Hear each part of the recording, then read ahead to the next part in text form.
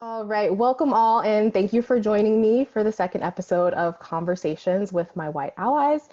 Today, I am joined by Meg Blanchette. She is the Director of Communications at Manifold, and also a toddler mom and an outspoken ally, which I absolutely love.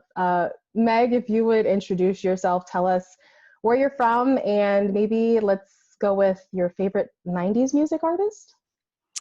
Oh, hi, Meg. I am from Rhode Island originally, and I'm now in southeastern Connecticut, still on the Rhode Island border, because Rhode Islanders never really leave. And 90s artist, do the Goo Goo Dolls count? Because I think I would have to say the Goo Goo Oh, Dolls. yeah, that was like I own 90s, a like lot of branched their into albums, thousands. Yeah, right? And I I still love that. listen to them now. So I think Die I'd have to go Hard. with them. I love it. Ride or Awesome. die. Well, thank you for joining. We're also joined by my friend Amanda Atkins, owner of Briarwood Early Learning Preschool, mom of three, what I'm sure will be future anti-racists and current anti-racist and passionate supporter of the movement. Amanda, if you would tell us where you're from and tell us your favorite 90s music artist. Okay, well, I am from Columbia, Missouri, which is where I still live. I've never really left, so I'm officially a townie at this point. Yay! My favorite 90s music, I was a big fan of the Beastie Boys, and I still am. So, Oh, I love that one. Good, good. Well, thank you for joining. I'm excited to have both of you. I will not assume that anyone watching knows who I am. My name is Morgan Smith Linyard. I am a people operations business partner at Help Scouts. I am a mom to two, and my favorite 90s artists, I mean, Spice Girls were the jam when, like, late 90s ish for me. Also NSYNC, like I feel like people think that's like thousands, but they really jumped off in the late 90s.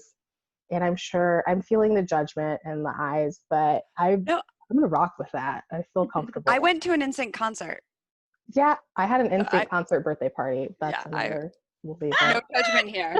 No judgment here at all. I feel like the comments are gonna be coming like the Backstreet Boys. That's Oh yeah, you're gonna start a it's war. NSYNC. That's That's where it's at. Well, thank you both for joining. I am incredibly proud just to know both of you in general and just to watch your allyship and communicate with you through this movement that is happening right now. And so I was really excited to be chatting with you today. Just to recap, for those who haven't seen episode one, the run of show and the purpose here, we're going to have some candid and possibly uncomfortable conversation around Black experience and what is ideally meaningful allyship. Myself and my guests will bounce questions back and forth, and we'll open the conversation to answer honestly and ideally unfiltered. There's no ground rules here as far as the questions go. Ask whatever you want to. The only ground rules are for responses. We will answer each other respectfully. If we disagree, we'll disagree respectfully. And the main aim is to leave this conversation better than we entered it. So all of that said, I think we can kind of jump in. I'm gonna jump it off with my first question, and then I'll bounce it to you all from there. I think when I thought about having you two on, I thought about having two white female allies, and I know many people don't think of like a separation between male and female, but just in the way that I've been experiencing, there do seem to be some differences in reaction, in action. And one of the things that I see more frequently with white women allies is this idea of white guilt. Uh, I know it's there. I obviously don't fully understand it. And it seems to be, it goes both ways. I see more frequently with white males, this like, I will not feel guilty for being white. I didn't own slaves. You're not a slave. And like, but with white women, I see a lot like, I feel guilty. It's heavy for me. I don't know what to do with this. It's a burden to some degree. Two questions, I guess. Why do you feel like there's this separation between those ideas between white women and white men for that feeling of white guilt? And B, do you feel white guilt? And tell me what that is. What does it mean for you? Let's go Amanda, if you want to shoot first. Okay.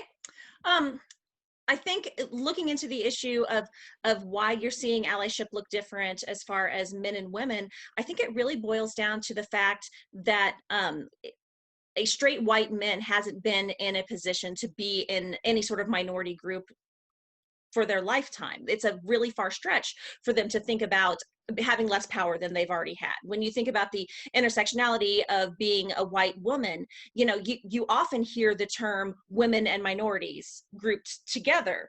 So even though we don't understand the Black experience, or, as a straight woman, I don't necessarily understand, a different sexuality or gender identity or anything like that, I have been on the receiving end of not making as much as my male counterparts, having a different workload expected of me in the home and things like that. So I just think it makes it easier to empathize with somebody who is in a position of less power, and that's why we see the allyship of the women look different than the men. Yeah, I've never thought of it that way. And you're absolutely right. I think specifically working in recruitment, I see that group together all the time. Women and people of color. That's the group that we're trying to diversify our pool with, or like whatever the terms are, but they go hand in hand. They're not these separate identities or ideas. So yeah, it's like more closely related. That definitely makes sense to me. Meg, what do you think? Yeah, I think women are definitely socialized very differently than men, right? And so we tend to be taught to apologize more, to take on responsibility for more, to just feel guilty more in general for things, that things are our fault and things like just take it on. And whereas men, I don't think tend to be socialized that way. They tend to be more in the more the aggressive, more the that take charge. I'm just going to fix a thing. I'm not going to stop and like worry about that side of it. And so I think it's just a lot of socialization around the patriarchy and the sexism that's inherent in that, as far as how it affects the way white men and white women approach allyship. Yeah. And I'll go back to you, Amanda. Do you feel guilt? And if so, what is it? Or can you pinpoint what it is that you feel guilty about? So much. And it varies. It's guilt, feeling like you're not doing enough, or that you didn't start early enough. Why did it take till this moment in history to really feel like I needed to start taking action? Maybe I didn't even not feel like I needed to, but I wasn't taking as much action as I have been in the last few weeks. Guilt for every time I haven't shot down a joke that I shouldn't have laughed at. There's could go on. And I think Meg is absolutely right in how we're socialized, and we do feel bad about all of those things when, stereotypically men have an easier time just letting that roll off and not worrying about it and moving on. Yeah. Yeah. What about you, Meg? Is there guilt, and do you feel like it's some of the same things that you're feeling guilty about?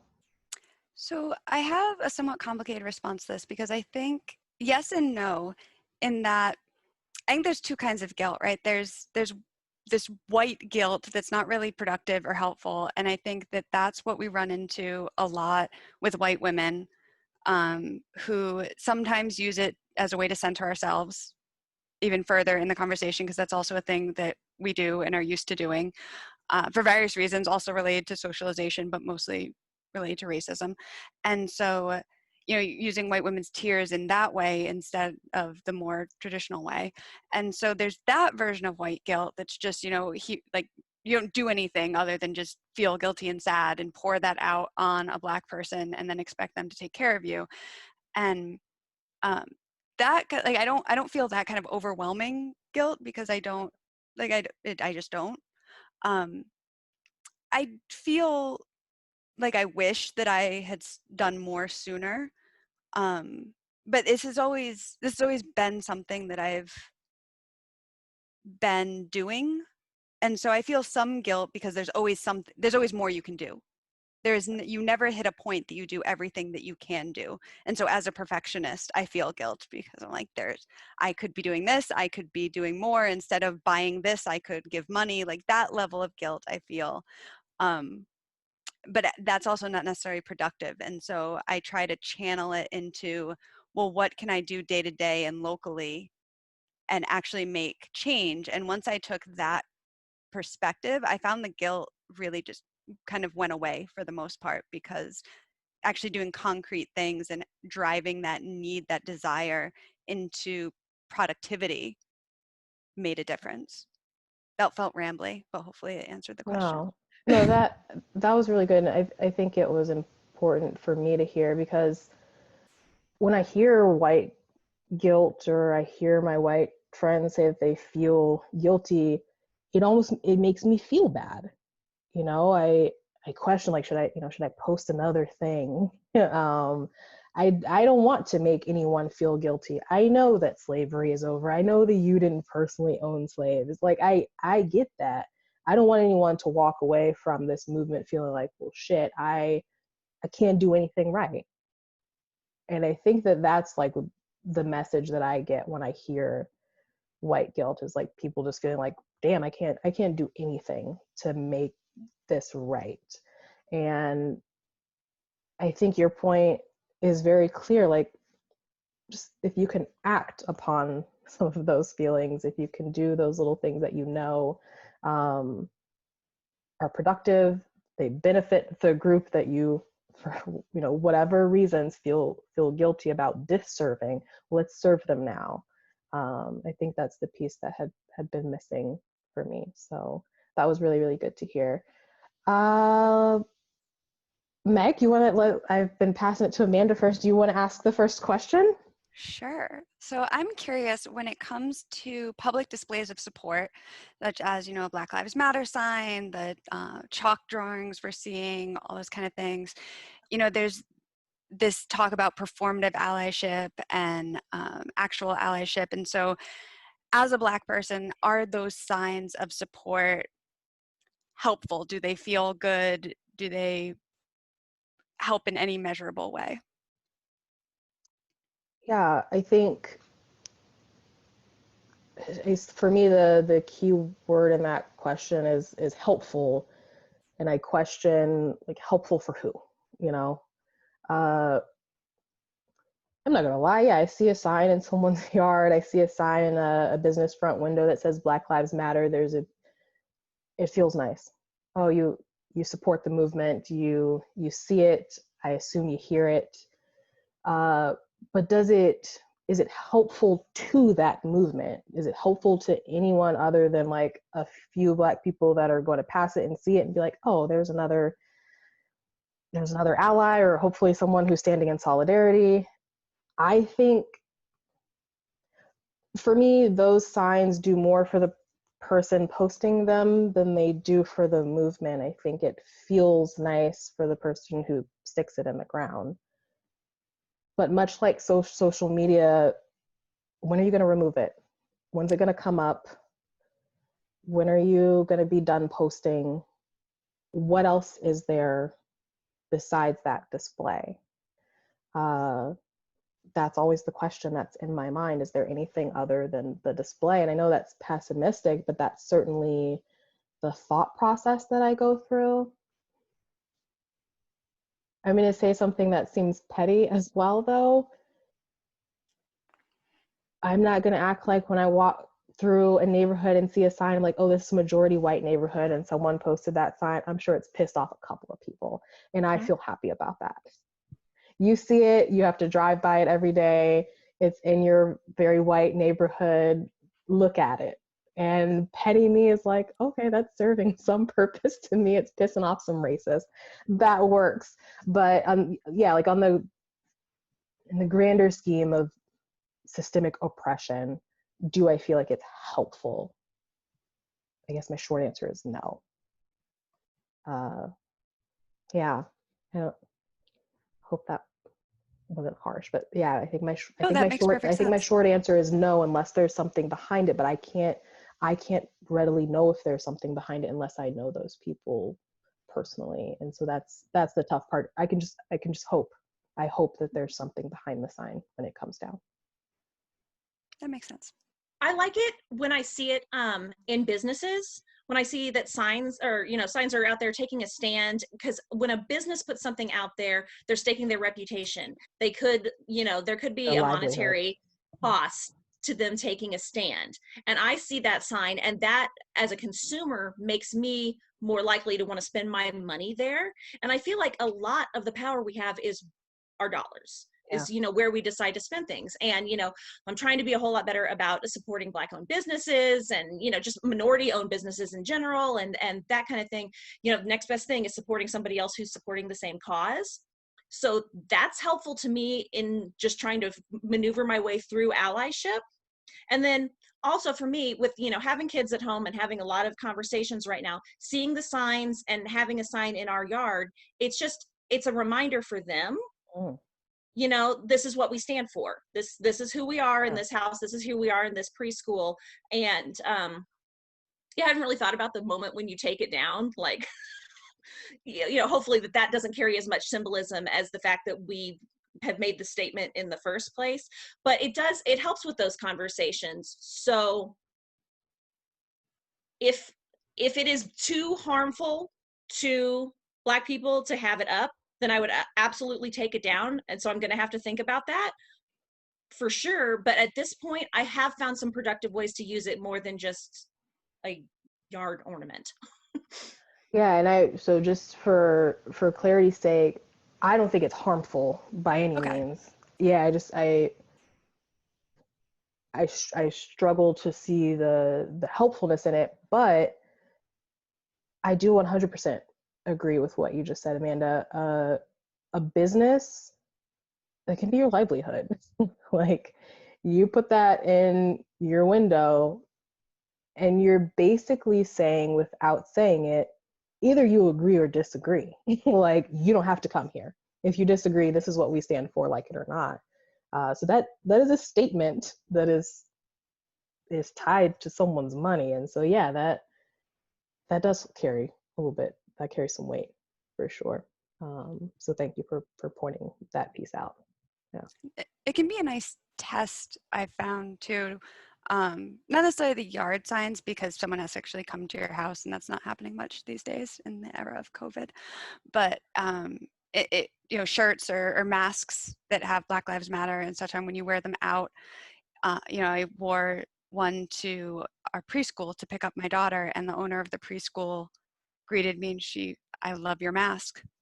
That's great. That's like, we had a conversation about it, and it prompted conversation about everything. And so starting conversations with other white people to continue that has been useful as well. On the flip side of that coin, does it feel risky to wear a mask like that in a place where you're not sure that someone's going to like it? Maybe they're going to dislike it. Maybe they're going to say something completely disrespectful. Does that feel risky?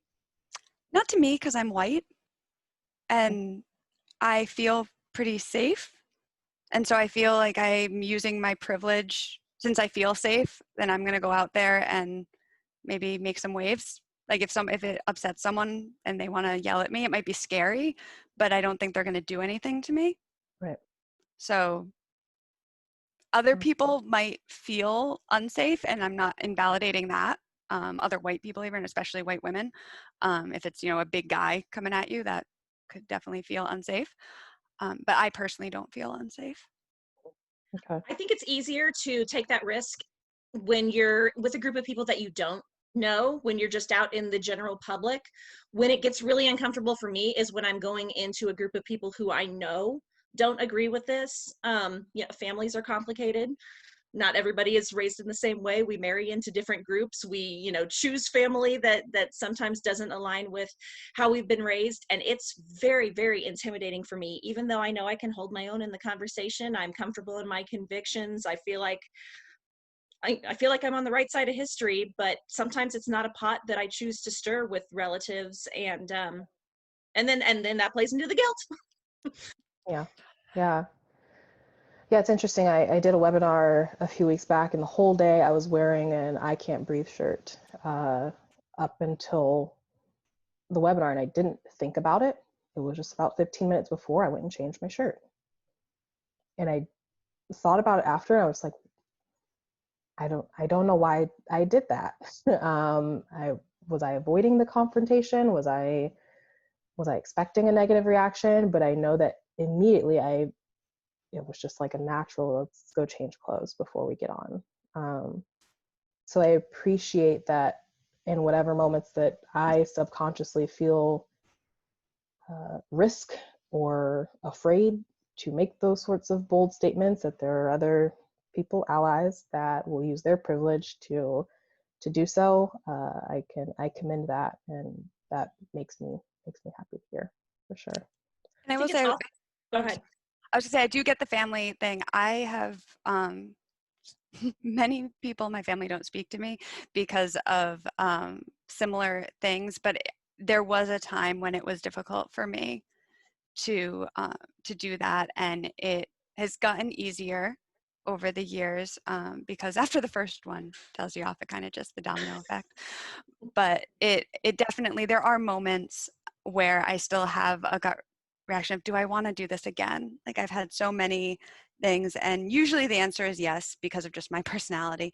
But there are times when it might be, if one of my cousins, for example, is very ill with a brain tumor, if we are gathering to support him, I'm going to try not to make waves that day, because that's just not when I'm going to do it. Not purposely. If someone says something, I'm not going to let it go, but I'm not going to set out to do anything. And so it definitely is a balancing act that is it's a different calculus for every person. Absolutely. I think it gets even more complicated also when we're bringing our kids into those situations and trying to navigate complicated family relationships. And, grandma or grandpa might say some things that aren't aligning with how we believe in this house, or those are tricky conversations. But it's much easier for me to have the conversation with the child than it is to have the conversation with the adult. Preach. Mm-hmm. It's so true. Okay, thank y'all for spending time just kind of unpacking all of that. Amanda, what questions do you have?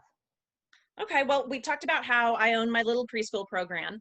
So I'm always thinking about the kids and what can we do for the kids to kind of fix the future. And, it sounds cliche and Pollyanna, but that's kind of what I'm about. I kind of feel like our generation, and definitely our parents, like, we don't deserve to have nice things anymore. Like, we can work, but what we're doing right now is for the children that are coming.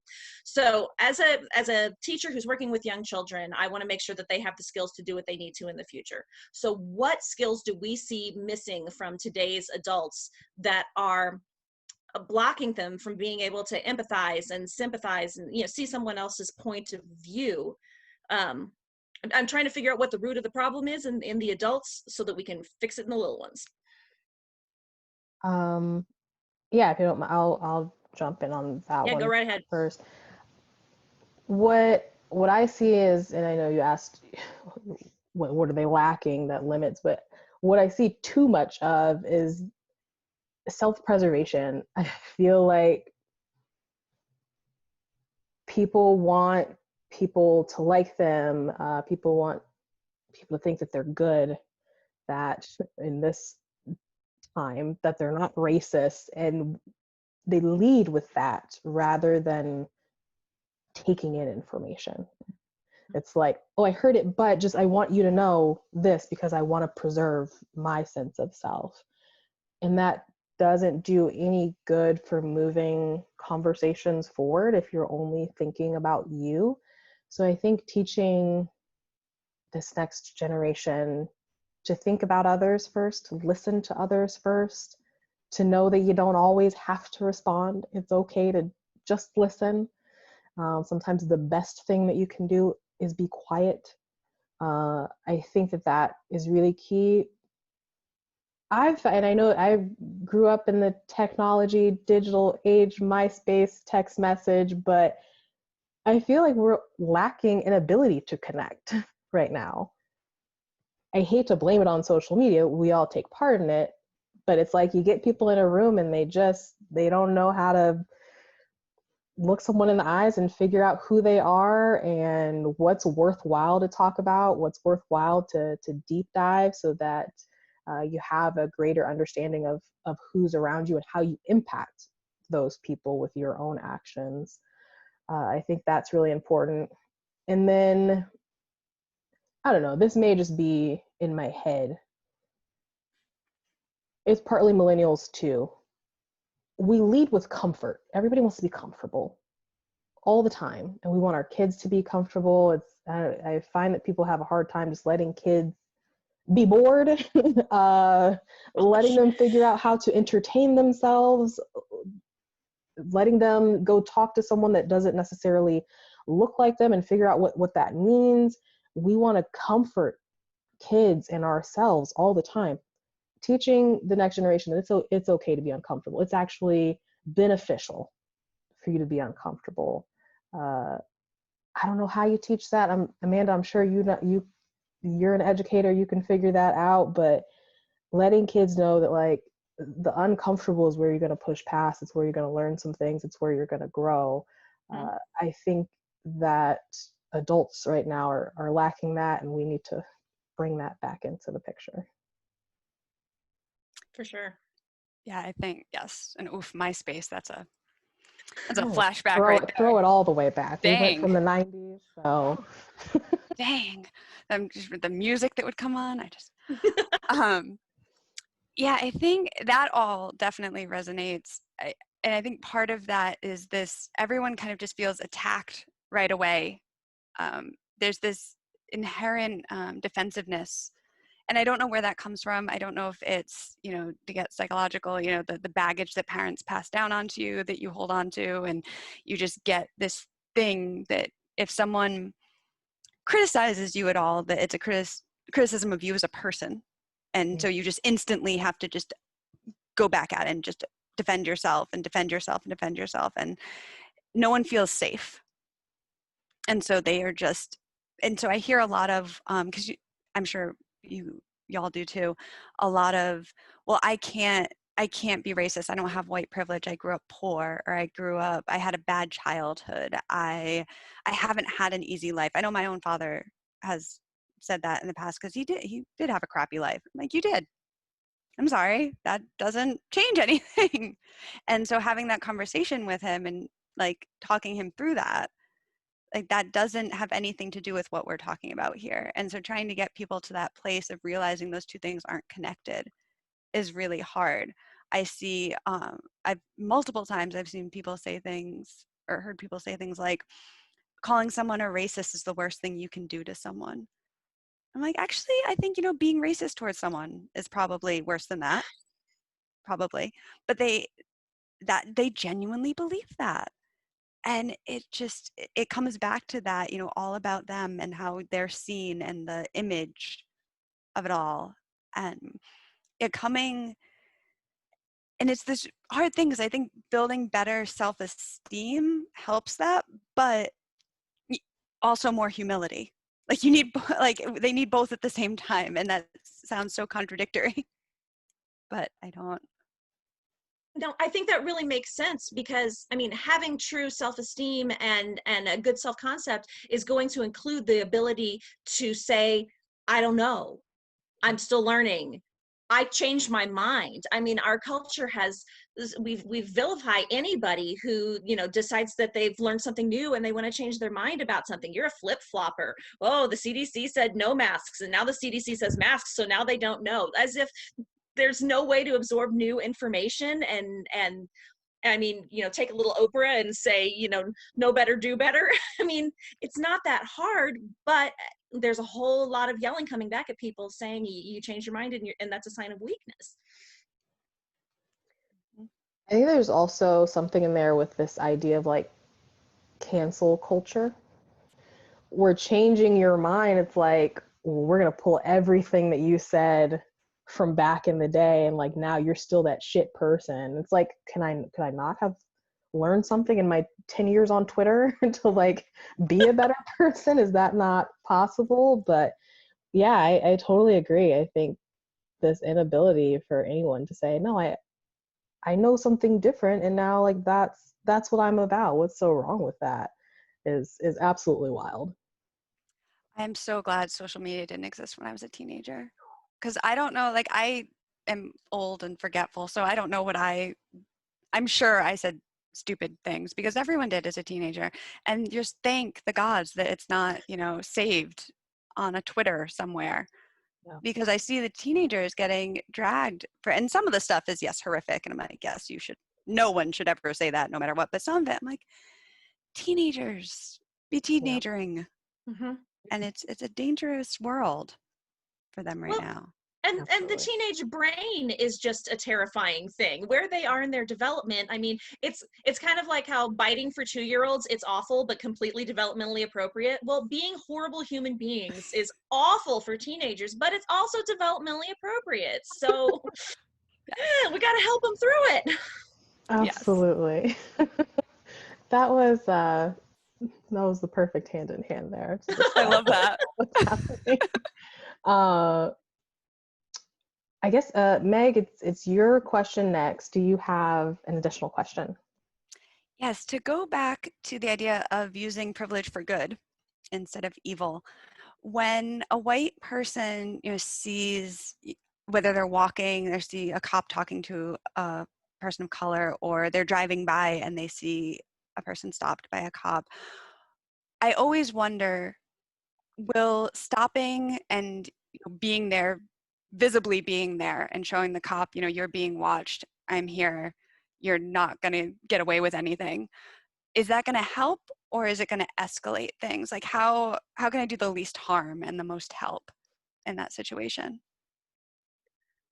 Yeah, I like that. It's so there's a lot of like this idea of like policing the police, and I can understand that certainly feels difficult. I think if the main worry is escalating the situation, I would just err on the side of caution that it's gonna escalate. Let's just assume that it is. The worst thing that could happen is that you walk away and it does escalate, right? So like if your presence escalates it in some way, I don't like, to me, no harm, no foul. Honestly, again, said I'm living in somewhat of a pessimistic space, but I just assume that it's gonna go there in some way, shape, or form. Hopefully it doesn't. I think there's an opportunity to do it sort of covertly, like depending on where you're at. So like if you're near a storefront or something and you can like, hop in and still record from a window or something. So you're not super right in the face of everything that's happening, but you're still capturing what's happening. You're still witnessing if it is escalating, and then you can step out when it does. Maybe that's a safe move. I think like just be mindful to not purposely escalate it, right? Like let's not like jump out and call the cops pigs and like let's not do those sorts of things. That's not necessary. That is certainly not helping anyone. And in that situation, you really can do harm. But aside from that, pulling out a phone, pulling over on the side of the road when you see someone, and just saying, "Hey, I'm just going to sit here. If they do engage you, I have the right to record. I'm not going to say anything else. I'm just going to hold my phone." I don't see anything wrong with that, and I don't see how that could do more harm than good. Personally, that's what, if I was being pulled over or confronted by police in whatever situation, I would prefer that than walk away. That makes sense. Because I've been driving, I'm like, well, I could stop. And then if the cop comes up to me and be like, well, I'm lost. My phone's okay, it doesn't work. I'm lost. I want directions. I'm just going to stay here until you can help me when you're done with that gentleman. Let me know And when then you're you done. can help me. Yeah, don't Yeah. worry. And so like, because my brain is like, must think of all the different situations. Yeah. But that makes sense, assuming Yeah, it's I'm sure. late regardless, statistically. I think I the think the hardest only thing, go ahead.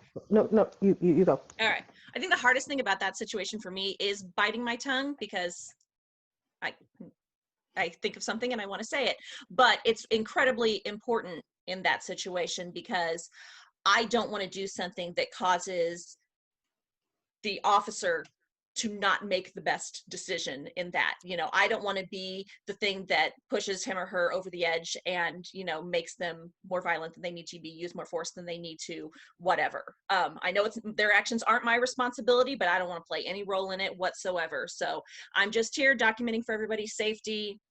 That's it.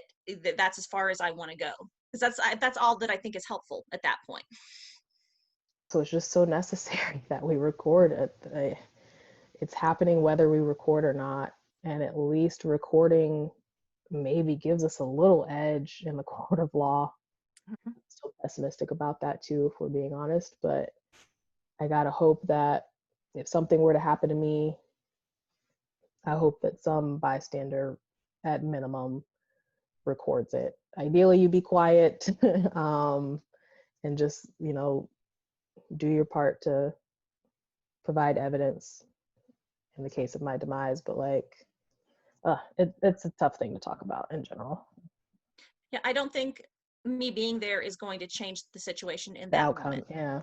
It's only going to be back end, provide evidence, you know, possibly clear the person's name, you know, if they're accused of resisting or something like that. Just have an accurate depiction of what actually went down, and that feels really powerless to know that I can't, because if I saw the police doing something that was killing somebody, I don't know what to do. I don't think I can physically overpower an officer. I worry about what would happen to me if I tried. I don't know. I think that was my question. There's always the argument now that, hey, people that are recording, you should have stepped in, and I think about that too. Would I have stepped in? You know, not to say that anybody's life is worth more, but I think we're all human. And yeah, I got my phone out, and it's like, I got 2 kids at home too, and like, what's next? What's next? If they're doing that, what's next? You know, and I think that's a human reaction. It's just tough. It's tough to think about what you would do or could do in those moments. It's heavy to think about. All right. Amanda, you want to wrap us up with one more? I will give it a try. Okay. We've talked about a lot of things that we're doing in individual, small, you know, in our homes, in our communities level, but I'm wondering, like, what does getting closer to a fix to racism in our country look like on a systemic level? Like, what's a win, I guess? And are we talking, you know, big changes as far as like defunding the police and reparations and affirmative action being spread more, and, you know, elimination of mandatory sentencing and all that kind of stuff that we kind of hear as big umbrella terms? What do we need to be working toward? What's the most meaningful thing we could do now? Yeah. This question just makes me think of like all of the things that are happening that I don't give a shit about. Like, so I don't know, I guess I'll start there. Like, I don't want to speak for all Black people, but I just feel like I don't personally care about, like, let's change Aunt Jemima, let's change the cartoon voices, and, you know, let them be spoken by people that match the race or identity of the character themselves. Let's change the names of buildings. The Dixie Chicks are now the Chicks, and Lady Antebellum is now Lady A. Like, that doesn't do anything for me personally, and it feels like small potatoes to a really, really large problem. For starters, we've got 2 options come November. I don't care what you think about Biden, but let the other one not be the one that you vote for. That's a good start. And yeah, I always think, like, the comments they're not gonna like this. We're talking about Trump. Get him out of office. He's a white supremacist. I don't care how you spin it. That's just fact. So that's a good start for me. It's something we could do damn near immediately. Defund the police. reallocate their funds. I don't care what wording makes it feel good. We've been defunding education forever. So whatever we were doing over there, let's flip it, and you should feel just as good about it over here, ideally. What happens? We don't have money for tear gas anymore. Like, guess what? You don't need tear gas when you're appropriately training and educating people and you're giving money to the community so that everyone has equity. You no longer need tear gas for protests. Like, you'll be just fine. So that feels like a good step to me. And let's make voting a little bit easier. It seems like every time voting comes around, we find a way to end up in neighborhoods that are mostly Black and make it really, really difficult. Impossible. And that seems unjust. So those feel like a few correction points that can happen soon to me. And at minimum, arrest the officers that killed Breonna Taylor. That'd be great too. Just so I make sure I say her name in here somewhere. Sure. Any I got other nothing. No? Yeah, that's an awesome list. Done. All right, cool. So, I have a wrap-up question. I'll make this relatively quick. I think allyship it's just a tough journey in general. I realize that, and I should say it more to the allies that I know and that I talk to.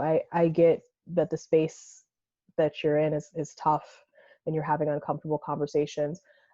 One of the more important things to allyship is having connect with people who are close to the experience. So if you're not regularly in touch with or witnessing the experience of Black people, how can you really stay in tune to what they need, to what they want? Tell me a little bit about what you're doing to keep engaged with BIPOC folks, to stay present, to stay informed on their experience and their struggles so you can keep with the fight. I'll go to you first, Meg. So one thing that's easy is staying in touch with my friends and kind of checking in on them in a way that doesn't extract more emotional labor out of them, and just kind of being there for them. But on a larger scale, really the internet is an amazing thing. People are out there and they're writing a lot of things. And Facebook, for all its terribleness, and I know it has a lot of terribleness, is a really awesome place to find people in various groups that share their experiences and want to be heard and are willing to do so in text and in video and in all manner of ways. And so really just amplifying Black voices and listening to Black voices, especially over white voices, of course, but just in general, like going to them to hear what's going on and not, just the Washington Post random update or whatever, but actually going to one of my favorite hashtags recently was amplify melanated voices, like that. Searching those on Twitter and Instagram. Instagram has some really great people to follow. Really, social media has been the easiest way without the ability to actually go to meetings or go to group gatherings right now. Perfect. What about you, Amanda? Yeah, I'm feeling pretty isolated right now just because, there's a pandemic and what have you. So connecting with anybody has been difficult and, has just added to the feelings of helplessness. But I have realized how white my bubble has gotten here. And Columbia has a decent amount of diversity, but it's not in my life right now. The school that my kids attend is fairly white. My preschool at this point isn't just white, it's blonde hair, blue eyed. And I don't know how that happened, but I got to do some thinking and some soul searching and figuring out, am I, inadvertently doing something that, attracts these families over, families of color. I don't know, but I'm doing something is not quite right, or I think that my world would be a little bit more colorful. And, when I can start getting out and being with people. One of the things that I'm going to start doing, and I always say that I'm going to start doing better at this, and it's kind of like when you're sick and you're laying in bed and you feel awful and you're like, once I feel better, I'm going to start eating healthy all the time and exercising. So right now, you know, I've got these big goals, but somebody's going to have to hold me to them. But for me, in like my faith life is really important to me, and there's churches in this community that are very, very active in supporting the movement and just the Black community here in general. And Race Matters Friends and Faith Voices are two big groups in Columbia that are very active, and I have connections to those groups, and I could be actually working and knowing these people as more than their profile picture on Facebook. And that's what I want to do, and now I just have to hold myself accountable and get up off my butt and actually do it. So that's kind of where I am right now. I feel like, just like Meg said, yes, the internet has been wonderful, and I've really been trying to shut up and listen and read what other people have to say and listen to what other people have to say, because this is not my area of expertise, and what I can bring to the table is opening my heart and my mind and trying to learn something new. You know, I think about where my mindset was just, you know, 4 years ago before Trump was elected, how much I didn't realize was wrong that has been highlighted in these last years, and how much growth has had to happen just to come to terms with where we are right now. And I'm nowhere near done. None of us are anywhere near done. But there's so many great resources out there to be able to help along that journey. And I'm really thankful for that, and trying to be more intentional about what I absorb when I'm doing my scrolling. Absolutely. I love that. Thank you. Thank you both. Thank you both for the accountability too, right? The ability to say, yeah, I'm not doing so well in these areas, and here's how I plan to move forward and do better. That's a hard statement. It's hard to look at ourselves in that way. So I appreciate it. And I am the Black person who will say, if you need assistance, if you have questions, if I can help in your allyship in any way, please let me know. I'm always available.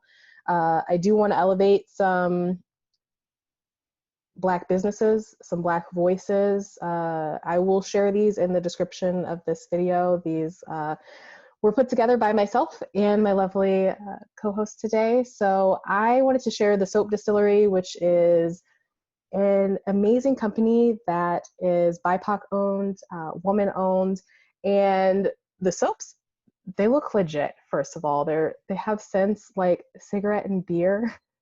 They are cocktail inspired. They've got lip balms, they've got soaps, they've got body oils. They just sound amazing in general. So definitely check them out. I will link them in the description. Meg, you have put Semicolon Bookstore, which is based in Chicago. Do you want to tell us any details about them? Yes, they are amazing. They have an incredible online store, and when you buy online, a portion of the proceeds go to support independent bookstores in general. And the name of the store, Semicolon, is the best name of a bookstore ever. And so I must support them until I die for that reason alone. Yay, yay. We'll have that linked. I love this one because I am in Columbia. Big Daddy Barbecue. Amanda, you want to tell us a little bit about them? It's just the best little barbecue shack you could ever find. So the preschool where me and Morgan's children used to go together was really close to Big Daddy's, and whenever they were cooking, you could just smell it wafting onto the playground, and it was the most amazing thing. Go North Garth, just off the business loop, get some barbecue for your holiday weekend or any weekday or any day ever. It's just insanely delicious. Agreed. Now I'm hungry. I will Yes. probably go do that very soon. I'm also going to link some resources down below. Meg has shared with us The Great Unlearn from Rachel Cargill. Amanda has shared the Como African American Heritage Trail Guide, which I actually have done part of this. I have not finished it yet, but what I know is it is amazing. There's little informational pieces along the way. So if you live in Columbia, Missouri, I would highly recommend this.